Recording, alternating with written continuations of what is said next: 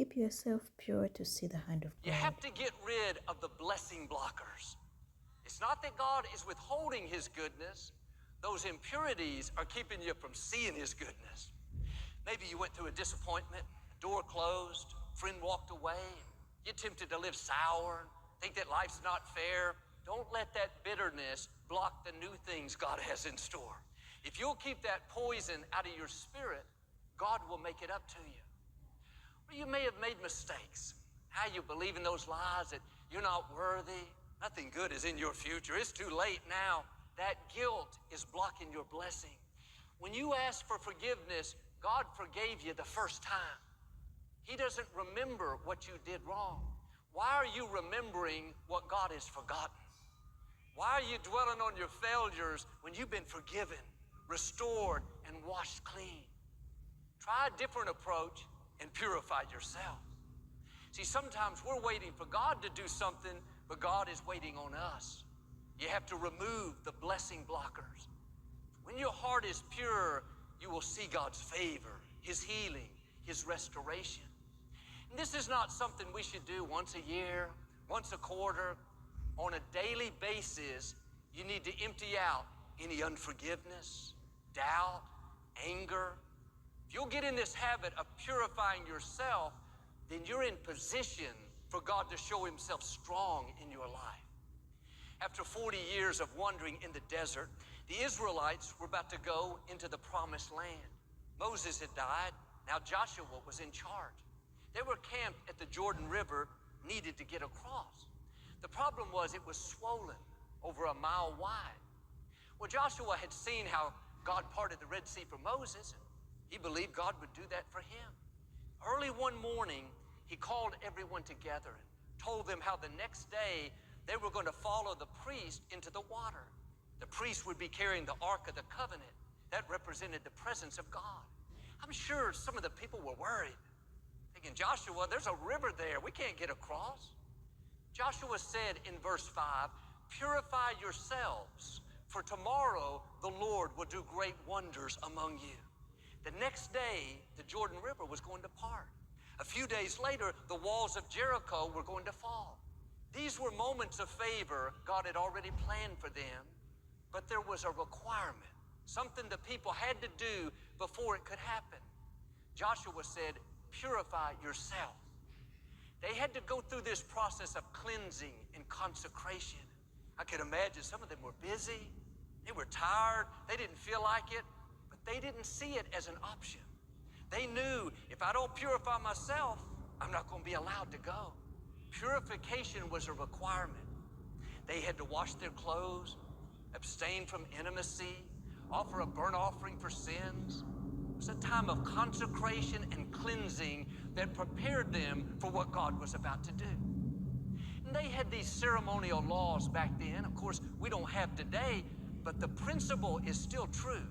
If you're going to see the wonders of God, if you're going to step into new levels, you have to purify yourself. The higher you go, the more consecrated you have to be. For God to release more of His favor, you have to step up to a new level of commitment, focus, discipline. You may not be able to hang around the same friends and see the wonders of God. You may have to adjust how you spend your time, what you're watching, your attitude, your thought life. If you'll come up higher in those areas, you're positioning yourself for God to do greater things. The next day, after they had purified themselves, the priest walked into the water with everyone following them. Just like the Red Sea, it opened up. The people went through on dry ground. They saw the wonders of God. God is saying to us what He said to them. If you will purify yourself, you will see me do amazing things in your life. If you will release the unforgiveness, if you'll be happy for that friend instead of jealous, if you'll bite your tongue and not say hurtful things, if you'll stop believing that you're not enough, not valuable, if you'll get rid of the insecurity, then you will step into favor, good breaks, the wonders that God has already planned for you. And it's significant that Joshua didn't say, the priest will help purify you. The leadership will do it. Find a friend to purify you. This is something only you can do. You have to make the choice. I'm going to live a holy, consecrated life. I'm going to do the right thing when no one is looking. I'm going to be kind when I don't feel like it. I'm going to resist the temptation to get angry, to compromise. If it was up to other people, our destiny would be in their hands. It's up to them to keep us on track, make sure we're disciplined. They have to hold me accountable. That's all good, but you can fool other people. They can't be with you 24 hours a day. They don't know what you're thinking. They don't know what's happening in secret. This is all about self-discipline, self-control. You making the choice to keep your temple pure, to get rid of the toxins, the doubt, the jealousy, the compromise, these things that are keeping you from the favor that God has in store. Joshua said, tomorrow the Lord will do great wonders. The blessing was already scheduled. Your breakthrough is already on the calendar. Meeting the right person, the healing, the promotion, your promised land, God has already set the time. He's already marked that moment. But before it can happen, you have to purify yourself. Well, if your set time is in 2 days from now, are you ready? If God has scheduled your Jordan River to part next Friday, are you able to go on the trip? Have you forgiven the person that did you wrong?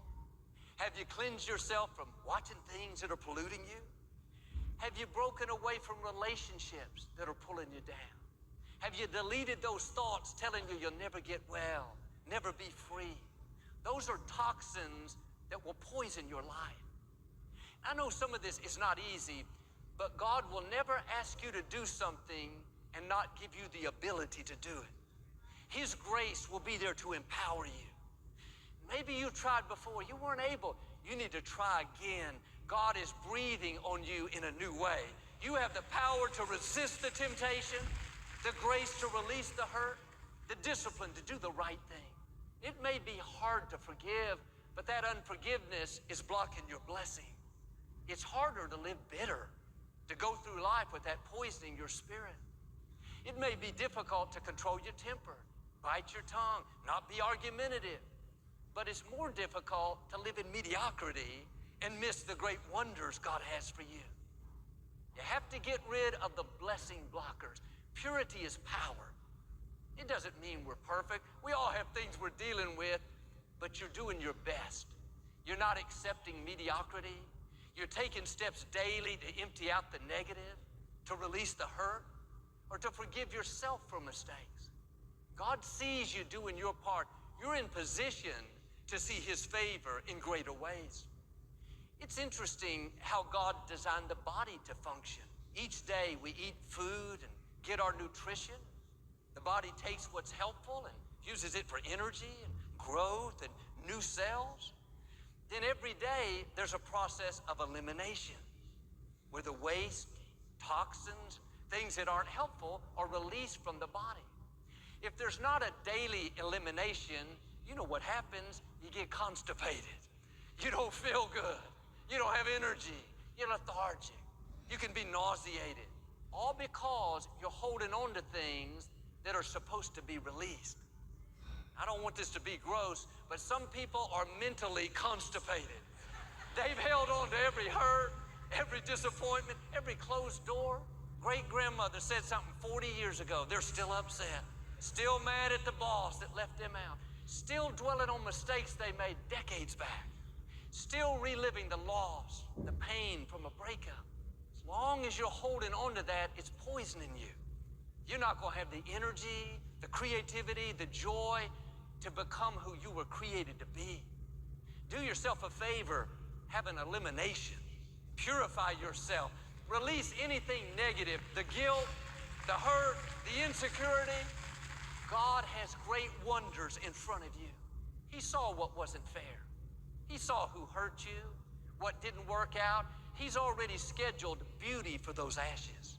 He's already put on your calendar ways to pay you back, to thrust you ahead, where you don't even think about who did you wrong. There are great wonders in your future, but remember the requirement. You have to get rid of the blessing blockers.